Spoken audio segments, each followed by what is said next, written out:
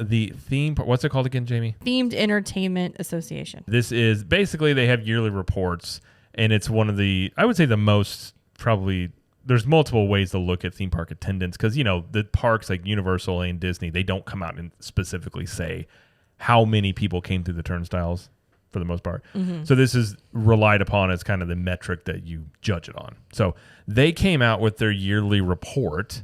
And which just the other day, actually, we were talking about this, and I was like, they haven't came out with it yet. And I was figuring it was going to be sometime soon because it's it's mid-year. Well, it's called the Global Attractions Attendance Report, is what they call it. Yes, and so that came out. And Jamie, do you want to talk about what it looked like? All right, so they obviously they can't cover 2023 yet, so this is all the way up to 2022, and they basically were looking at attendance from 2019 to 2022, and they broke down each year and kind of showed you basically either the increase or decrease between the years at certain parks. And I mean, I don't know how much more you wanted to talk about this specifically. Yeah, well, they basically just show, like Jamie said, every year, 2019, 2020, 21, 22. And one thing, you can look at is from, the 21 to 22 numbers. Magic Kingdom had a growth of 35%. Disneyland had a growth of 97%. Animal Kingdom was up 25%. Epcot was up 29%. And Hollywood Studios was up 27%. What is interesting, though, about it, because they didn't provide these numbers about what the difference, how it's been since 2019, because 2019 is still the high point. I mean, there was a lot of things that peaked in 19 before, 2020 happened. So I ran the numbers. I had Jamie check the numbers because math, not my strong suit. But I can tell you, since 2019, Magic Kingdom is down 18% roughly. Epcot is down 19%, almost 20%.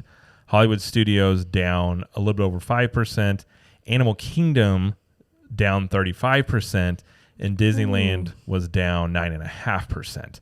So these are numbers based upon where they were at in 2019 compared to where they were in 2020, or what they were at 2022.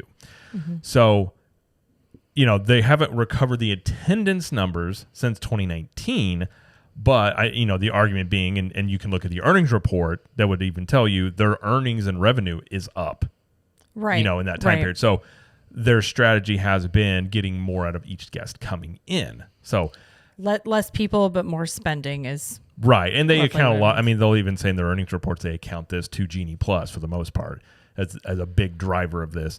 So it's just interesting looking at that. So whether or not long term, we've talked about before in the show, if that holds out long term, I guess we'll just have to wait and see if that's a thing. But interesting enough, and we'll talk about this in the Universal show, Universal is doing quite well since 2019 in their attendance numbers. And even Islands of Adventure actually is up. They're the only park out of Disney World and Universal that was up compared to their 2019 numbers. So interesting to see that. But we'll break that down further for the Universal stuff on the Universal show. But when you talk about the attendance numbers, it doesn't paint the whole picture, obviously, because I'm pretty sure the revenues, and I even had this written down, of Disney earnings in 2019 when you take out operating income was $4.8 billion, and in 2022 it was $12.1. So that's a big jump. Their earnings more than tripled. Oh yeah. While their attendance hasn't quite recovered. So again, this is kind of goes on I guess you would just call it a theory on if this is something that, how's that project, out to the next 5 to 10 years. So. Right. Like, will they change their strategy? Will they go back to, okay, we need to get more people back in if the spending goes back down? Well, and we've seen them run some deals this summer that is very unlike them, because I think, the economy, I think, is one thing. There's a lot of factors. So I don't know if this, this strategy, and even Iger had mentioned that they felt I think he said under Chapek was a little too aggressive about going after some price hikes. He even said that himself. So we'll see if it means backing off some of that strategy. Obviously, I mean, their revenues are up, but you also don't want to become where people just, they feel like they're being too squeezed. So, Sure. And he's mentioned that before. So we'll see. But, just the attendance numbers are one aspect of it. The revenue's another.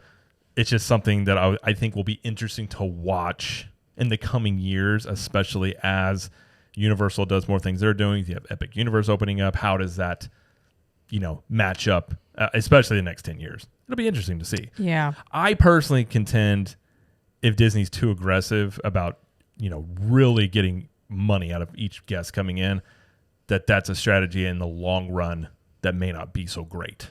In the short term, obviously it's working, but we'll see. So, yeah, just wanted to mention that the report came out, and I was curious after the 2021. So all the theme parks have been up. I mean, they're all recovering and getting there. One thing I will say, I ran more numbers because there's more. Okay. Apparently, the only thing I was going to mention by running the more numbers I ran was if you looked at it from a market cap perspective, overall people that travel. So in 2019, the amount of people that went to theme parks at Disney and Universal was over 100 million, like 107 million people. In 2022, it was 94 million. So the sheer amount of people aren't traveling like they were, going to the parks like they were before. And if you look at, not to say that it wouldn't go back to that number, it just hasn't. Right, it just hasn't been yet. there. Right. So it's just something to compare it to. Of that in 2019, and again, this goes with what Disney's method of going about things may be different, but the market share Disney had in 2019 was about 72% of the market, if you look at those numbers, and Universal had like 28%. So in 2022, Disney has about 68% of that market, and Universal has gotten up to 32%. So obviously Disney is still the big kahuna and all that stuff, and especially look at that and the revenues and things like that. But yeah, it's just interesting to see. I always like to look at those numbers and just, break them down and see what they look like. But so no, it's interesting. Yeah, that's all I got, though. That's all the math I've got in me. That's I'm good. all mathed out. No more math for you. I'm good for about a month now. Okay. And just by the way, I don't know if you mentioned this, but did you mention that Disney doesn't release these numbers?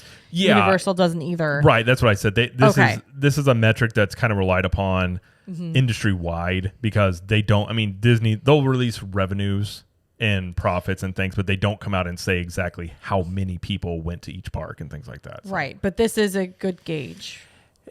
I'm sure it's not perfect. Yeah. There's a couple of the places you can look at, but this is one that's kind of looked at industry wide as being fairly accurate. The numbers may be off, but I guess you could say they would all be in the same percentages, you could say. Yeah. So it's usually a pretty good metric and it's pretty well trusted.